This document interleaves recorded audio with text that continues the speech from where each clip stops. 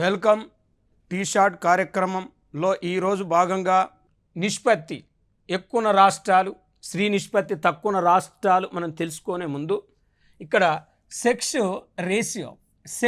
Ratio అనే పదాన్ని మనం తీసుకుంటే స్త్రీ పురుష నిష్పత్తిని తీసుకుంటే మన దేశంలో 1000 మంది పురుషులకు 943 మంది స్త్రీలు ఉన్నారు యాజ్ పర్ 2011 జనాభా లెక్కల ప్రకారం.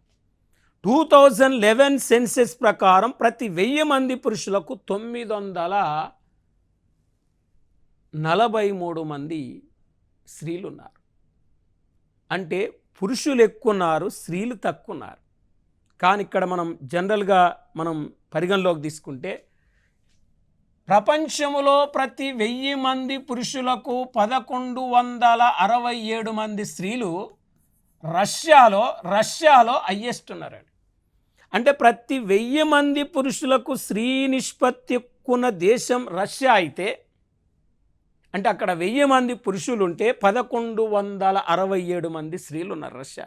మన దేశంలో 1000కి 943 మంది స్త్రీలు ఉంటే ఇక్కడ స్త్రీ నిష్పత్తి ఎక్కువగా ఉన్న రాష్ట్రాలు హైయెస్ట్ సెక్స్ రేషియో స్టేట్స్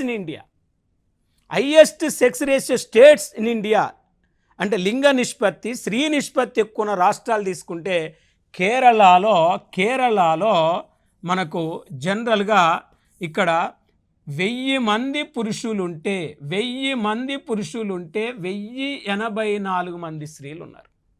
అంటే 84 మంది స్త్రీలు ఎక్కువ ఉన్నారు కేరళలో.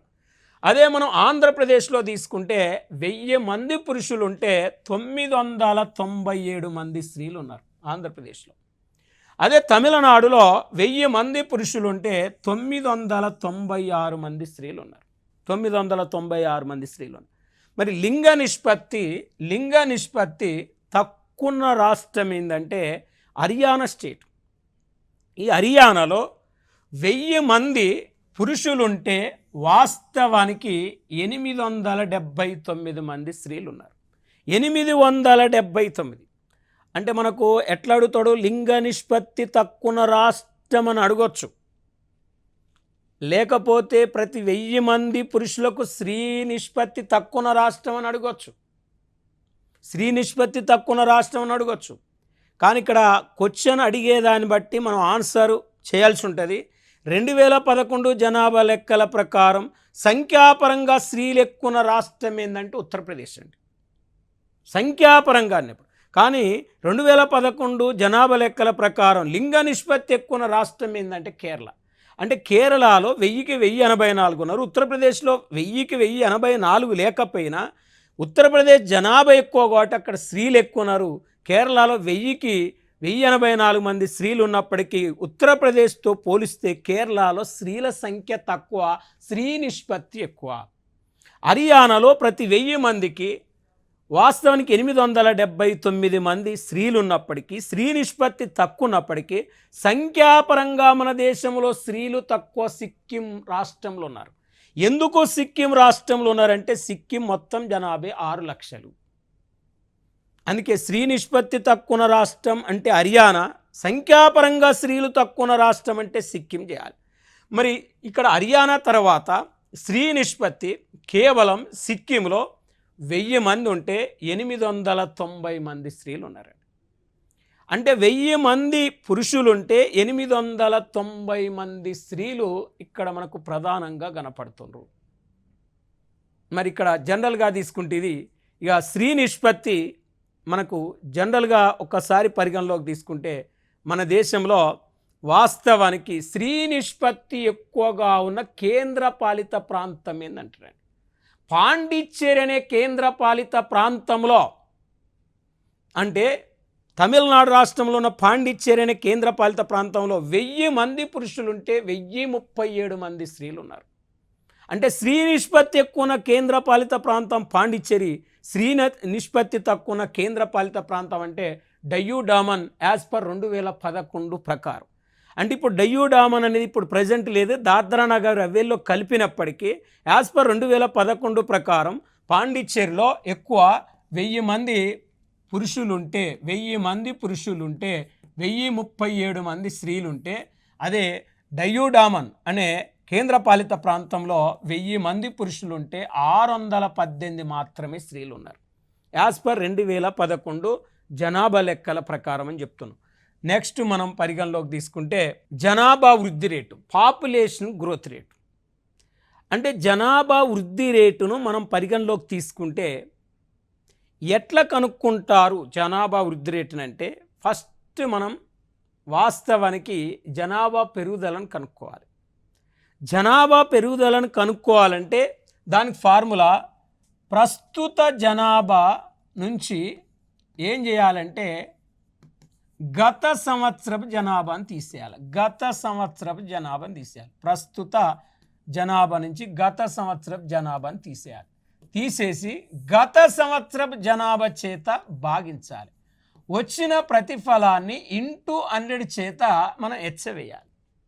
అంటే చూడండి, జనాభా పెరుగుదలను మనం ఎట్లా గుర్తిస్తాం అంటే యాజ్ పర్ 2011 జనాభా లెక్కలకి వెళ్ళి 2001 జనాభా లెక్కలను తీసేసి 2001 జనాభా లెక్కల చేత భాగించి వచ్చిన ప్రతిఫలాన్ని 100 చేత ఎచ్చవేస్తే జనాభా పెరుగుదల వస్తుంది. జనాభా పెరుగుదలను R/N ఇంటూ ఇక్కడ 100 వేయాలి. వేస్తే మనం 10 సంవత్సరాలు అంటే R అంటే జనాభా పెరుగుదల, N అంటే నెంబర్ ఆఫ్ ఇయర్స్ తీసుకోవాలి.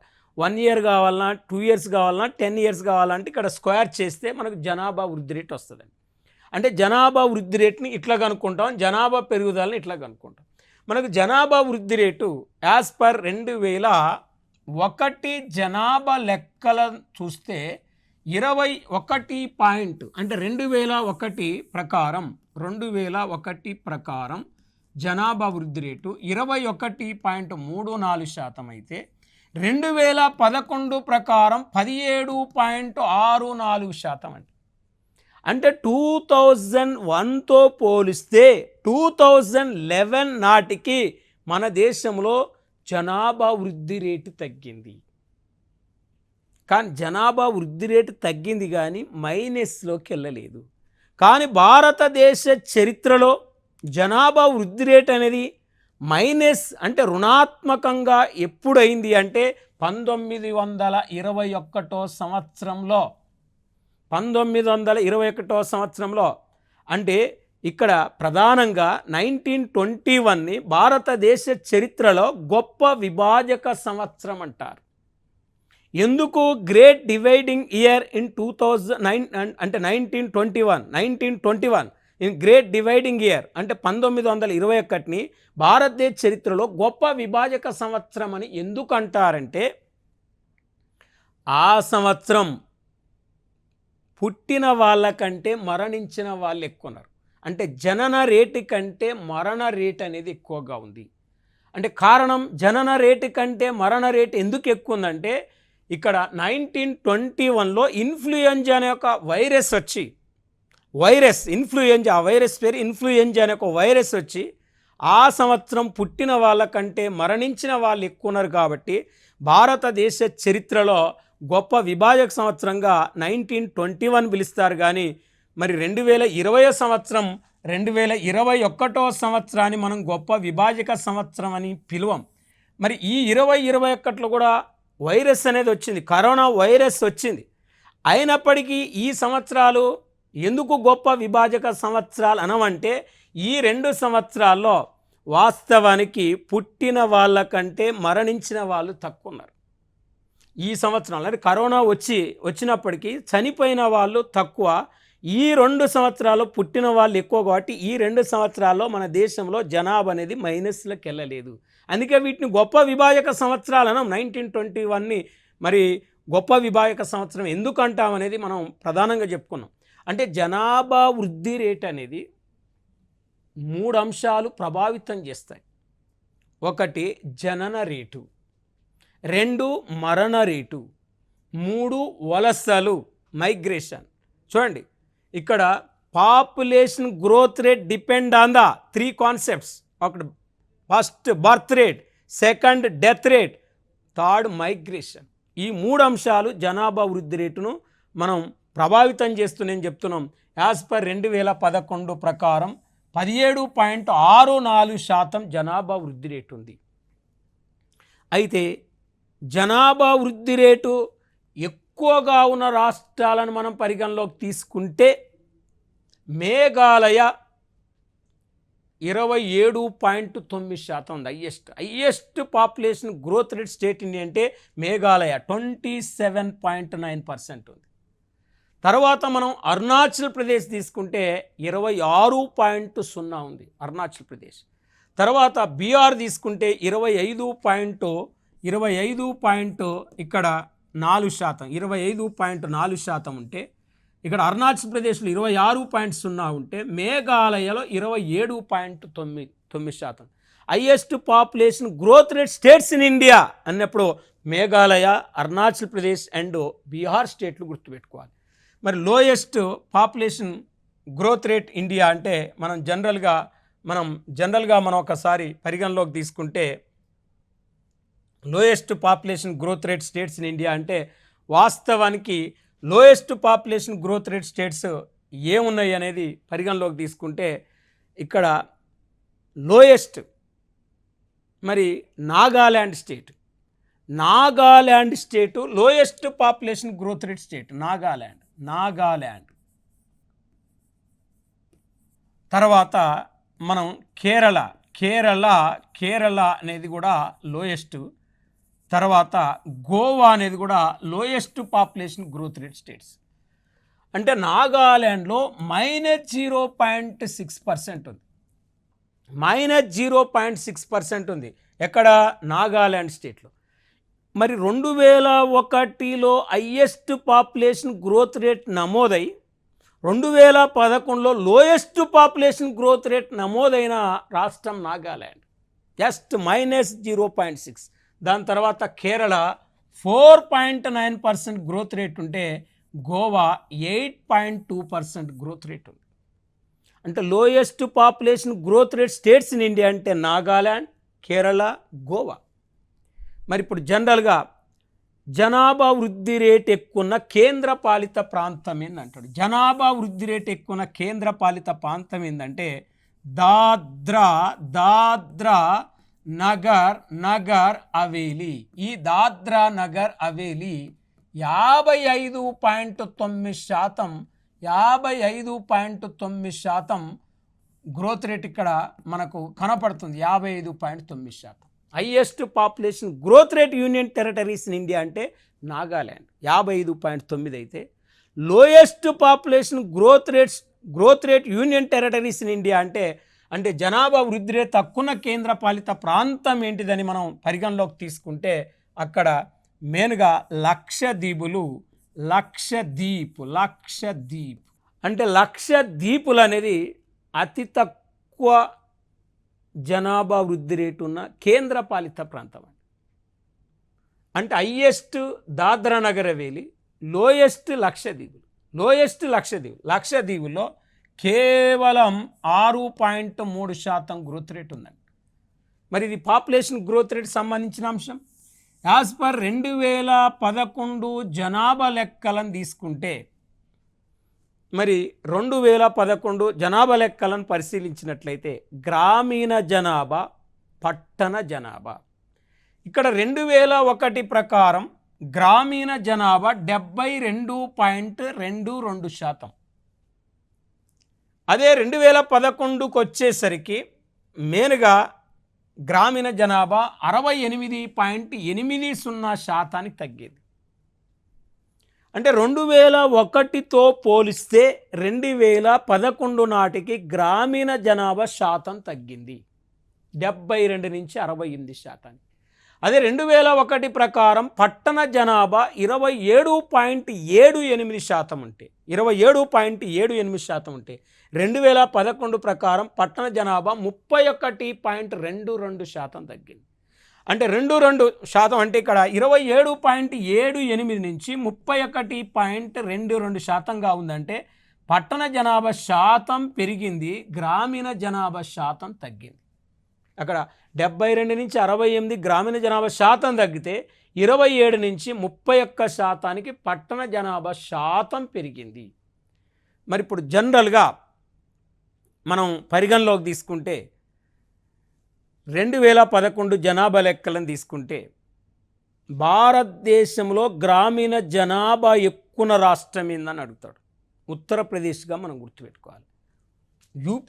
యూపీ ఉత్తరప్రదేశ్ గ్రామీణ జనాభా ఎక్కువగా ఉన్న రాష్ట్రం ఉత్తరప్రదేశ్. ఇక్కడ highest rural population state in India అంటే ఉత్తరప్రదేశ్.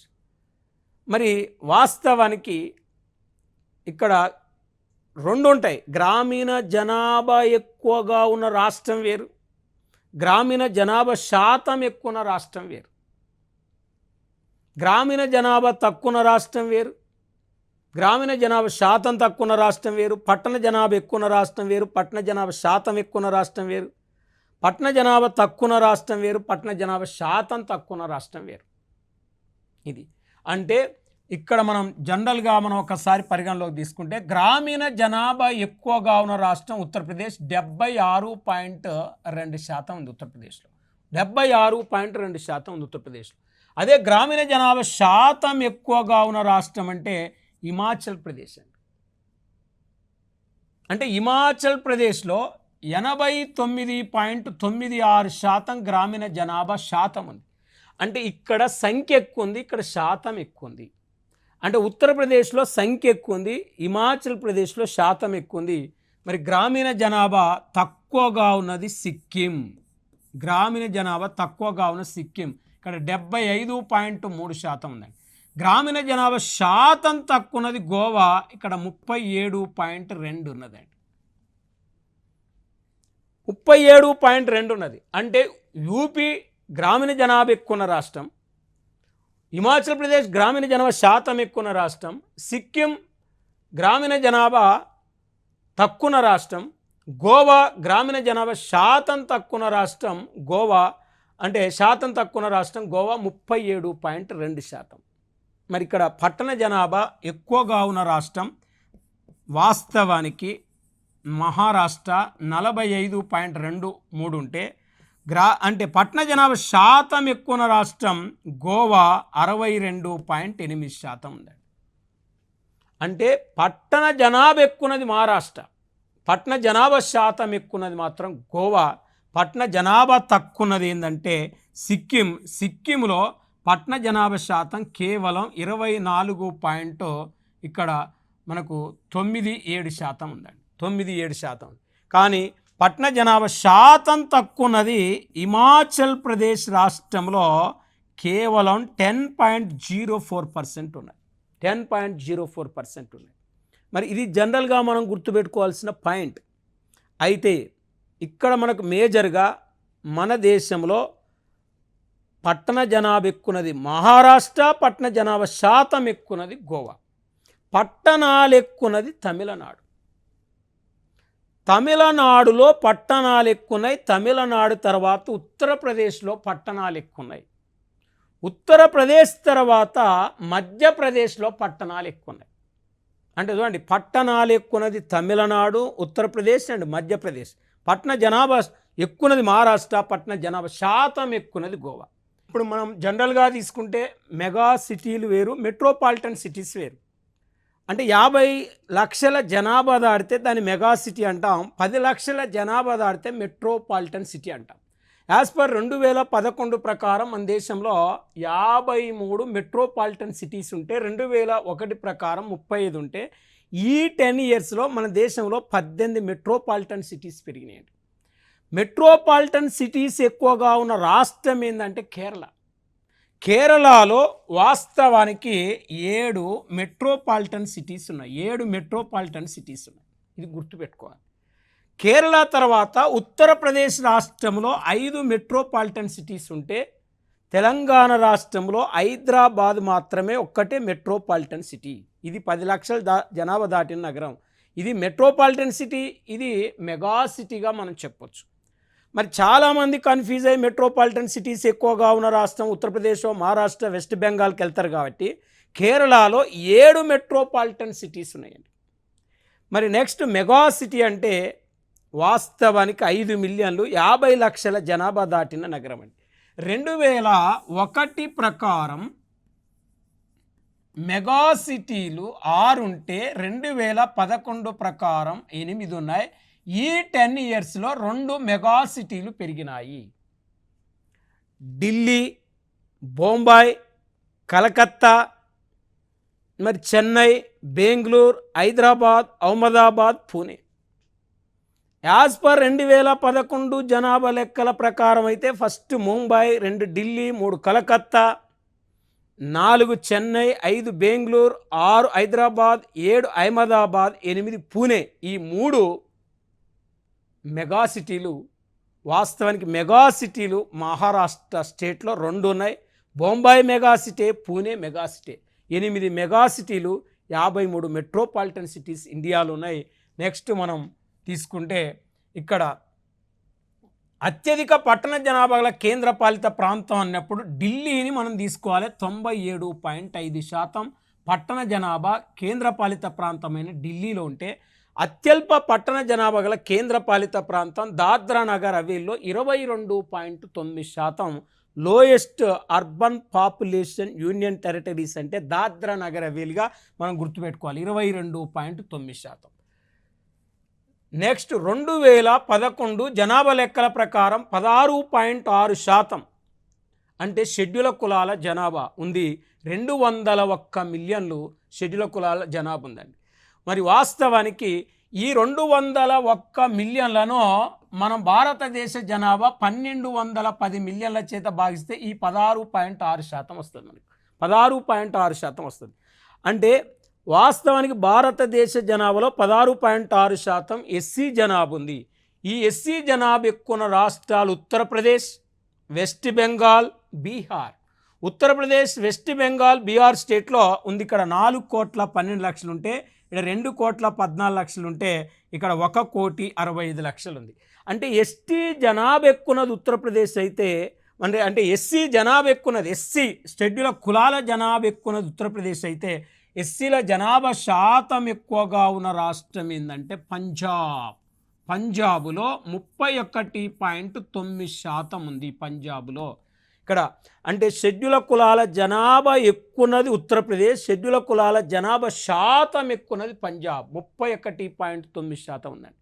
మరి ఈ షెడ్యూల్ కులాల వాస్తవానికి మనం జనరల్గా చూస్తే షెడ్యూల్ కులాల జనాభా లేని రాష్ట్రాలు జనరల్గా మనకు మేజర్గా అరుణాచల్ ప్రదేశ్ రాష్ట్రంలో లేదు, నాగాల్యాండ్ స్టేట్లో లేదు.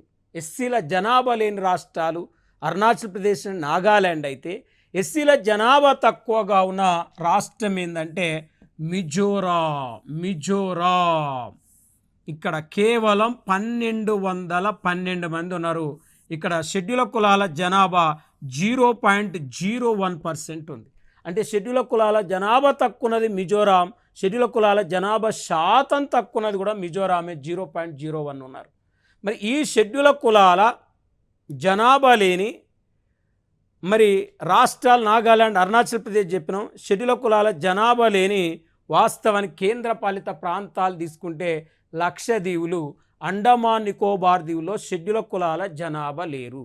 ఇక్కడ నెక్స్ట్ మనం పరిగణలోకి తీసుకుంటే, నెక్స్ట్ అధ్యయనం చేస్తే ఇక్కడ మేజర్గా నెక్స్ట్ ఇక్కడ ఎస్టీలు అయితే మన దేశ జనాభా 1,210 మిలియన్లు అయితే 2011 ప్రకారం 104 మిలియన్లు ఎస్టీలు ఉన్నారంటే, ఈ 104 మిలియన్లను 1,210 మిలియన్ల చేత భాగిస్తే భారతదేశ జనాభాలో ఎస్టీలు 8.6% ఉన్నారండి. 8.6% ఉన్నారు. అంటే ఎస్సీ ఎస్టీలు దాదాపు 24% ఉన్నారు. ఇద్దరు కలిపితే 1/4 ఎస్సీ ఎస్టీ జనాభా ఉంది భారతదేశ జనాభాలో.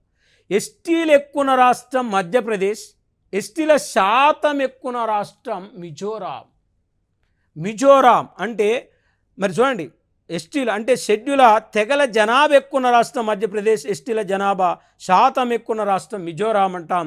మరి ఎస్టీలు జనాభా తక్కువగా ఉన్న రాష్ట్రాన్ని మనం తీసుకుంటే వాస్తవానికి ఇక్కడ మనకు ఎస్టీల జనాభా తక్కువగా ఉన్న రాష్ట్రం ఏంటంటే వాస్తవానికి మనకు హైయెస్ట్ మధ్యప్రదేశ్లో 21.7% ఉంటే, అంటే దాదాపు 1,500,000 జనాభా ఉంటే, ఎస్టీల జనాభా ఎక్కువ ఉంటే, ఎస్టీల జనాభా తక్కువగా ఉన్న రాష్ట్రం ఇక్కడ శాతం ఎక్కువ ఉన్నది మిజోరాం అని చెప్తున్నాం.